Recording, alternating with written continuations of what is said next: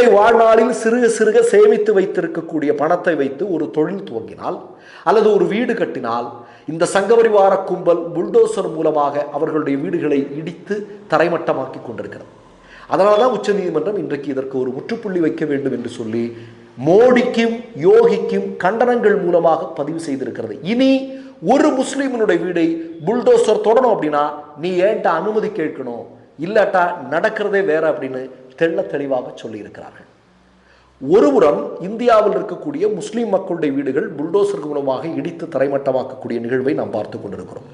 மறுபுறம் இவர்கள் கட்டியது என்றால் இவர்கள் ட்ரௌசர் விற்ற பணம் அல்ல, மோடி வேலை செய்த பணம் அல்ல, மோடி டீ விற்ற பணம் அல்ல, இந்தியாவில் இருக்கக்கூடிய ஏழை மக்களுடைய வரிப்பணம். இந்த வரிப்பணத்தில் கட்டப்பட்ட இடங்கள் எல்லாம் இன்றைக்கு இடிந்து விழுந்து கொண்டிருக்கிறது. ஒரு சில உதாரணங்களை நான் சொல்கிறேன். உங்களுக்கெல்லாம் நல்லா தெரியும், மத்திய பிரதேசத்தில் இருக்கக்கூடிய ஜபல்பூர்